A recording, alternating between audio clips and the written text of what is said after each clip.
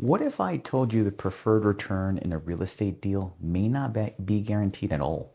Most passive investors see 7%, 8%, or 9% preferred return and assume that means that they are getting paid first no matter what. But that is not always how it works. In this video, I'm going to break down preferred returns in plain English, show you how the money actually flows, and explain the mistake that can make a deal look safer than it really is.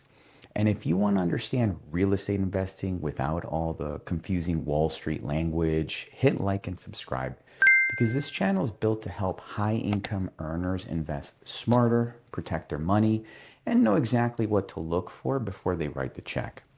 Now, let's get into it. First, let me tell you who this is for. This is for you if you're a busy professional, a doctor, an engineer, a business owner, a high income W-2 earner, and you've been hearing about passive real estate investing. Well, maybe someone mentioned syndications at a dinner party. Maybe you've been reading them online and you keep running into this term, preferred return.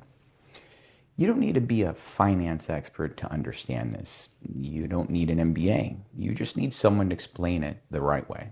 Now, let me bust a myth right up front.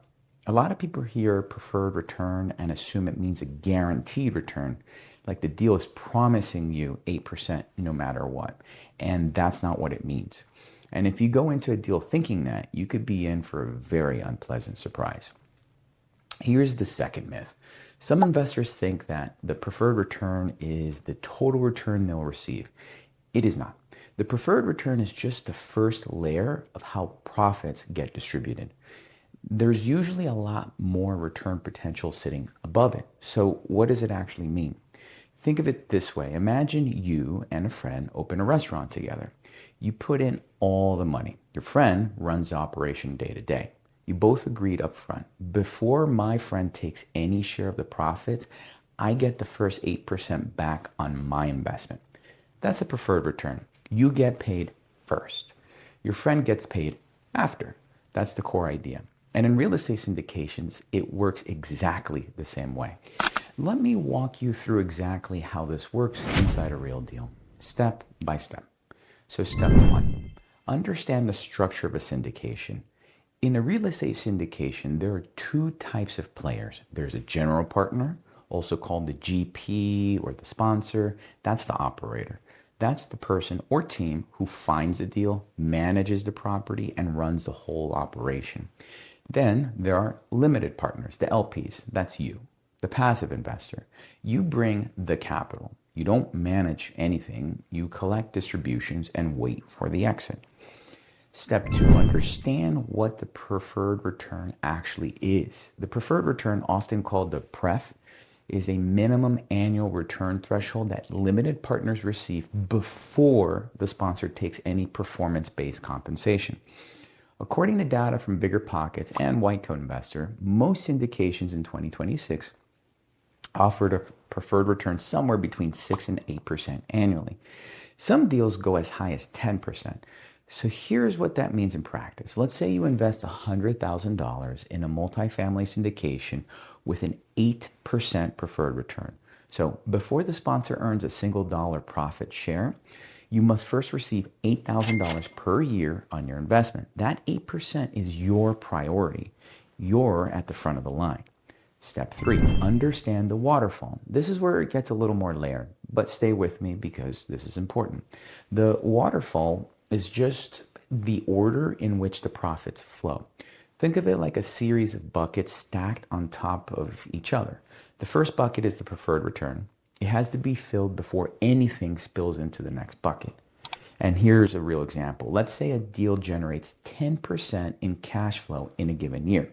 The first 8% goes to you, the limited partner, as the preferred return. The remaining 2%, the excess, then that gets split between the LP and the GP according to the agreed profit split. A typical split is usually 70-30 or 80-20 in favor of the investors. So in that scenario, on your $100,000, you'd receive $8,000 from the preferred return. Then you'd receive 70% of the remaining $2,000 in excess, which is roughly another $1,400. The total return in that year, $9,400 on a $100,000 investment. Now here's what happens when that deal is a massive home run. Say the property gets sold after 5 years and the total return comes out to 18% annualized. You still get your 8% preferred first, then you split the upside with the sponsor. That's the beauty of the structure. You're protected on the downside and still participate in the upside.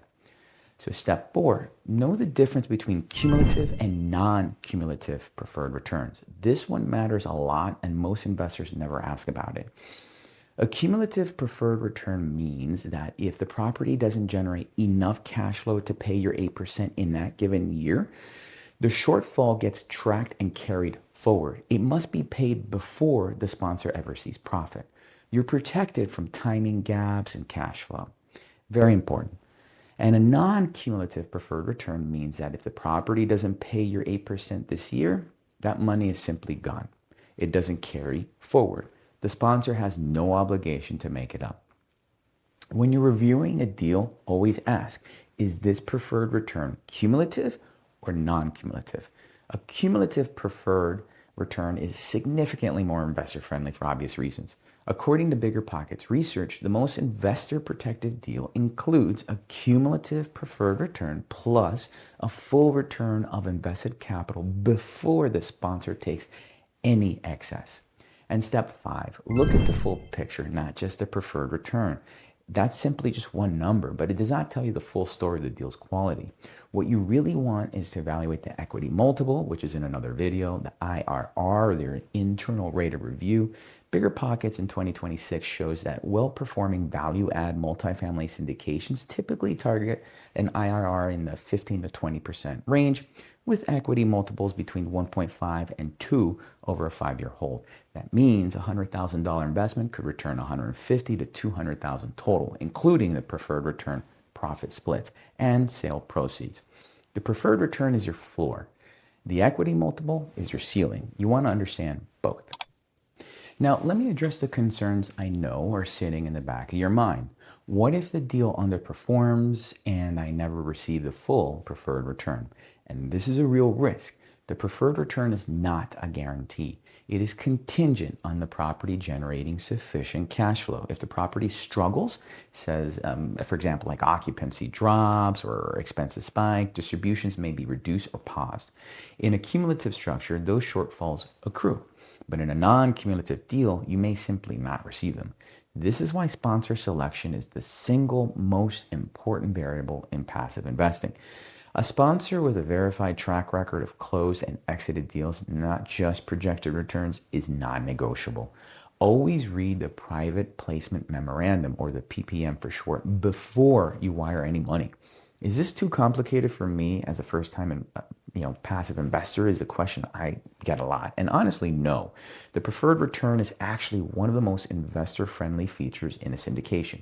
It exists specifically to protect limited partners. It means a sponsor doesn't make their performance bonus until you're taken care of first.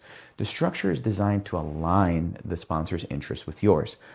And what about the broader market? Is now even a good time to be investing in syndications. And according to CBRE's 2026 North America data, 95% of commercial real estate investors plan to buy the same or more assets in this given year. 55% are increasing their capital allocation to real estate in 2026, which is up from 48% last year. And JLL's Global Real Estate Outlook for 2026 projects that commercial real estate activity should increase by 16%, reaching $562 billion this year, nearly matching pre-pandemic averages. The market is definitely recovering, and the most sought-after property types aren't multifamily, with 74% of U.S. investors targeting them. The fundamentals support passive investing right now, and for those who choose their operators wisely. Now, let me paint you a picture of what consistent application of this strategy looks like. Imagine it's 5 years from now. You've made 2 or 3 passive investments in well-structured syndications. Each one had a cumulative 8% preferred return and an 80-20 profit split in your favor. Now, the deals perform as projected. You've received quarterly distributions during the entire hold period. And when each property sells, you receive your share of the appreciation. So on $150,000 total investment across 2 deals with a 1.7 times equity multiple, you've now received $255,000 back. That's $105,000 in profit, completely passive. No tenants, no toilets, no 2 a.m. phone calls. That is the power of understanding preferred returns and investing in well-structured deals. If this clicked for you and you're starting to see how passive real estate investing could fit into your financial life, I want to make sure you have everything you need to go deeper. Head over to cardiarei.com. When you get there, you can download 2 free ebooks immediately. They're packed with practical, straightforward guidance specifically for higher income professionals who are new to passive real estate investing. You also get access to a free 9-part private masterclass regarding passive investment, things that I wish I would have had when I got started. Inside that training, I'll walk you through the exact framework that many investors use to build long-term passive income through real estate, step by step in plain language. We cover deal evaluation, sponsor vetting, understanding waterfalls and preferred returns, tax strategy, and a heck of a lot more. It's completely free. There's no payment, no anything. Everything you learn in this video is the foundation. The passive investing masterclass is where the full blueprint actually starts to come together. I'll see you in the next video.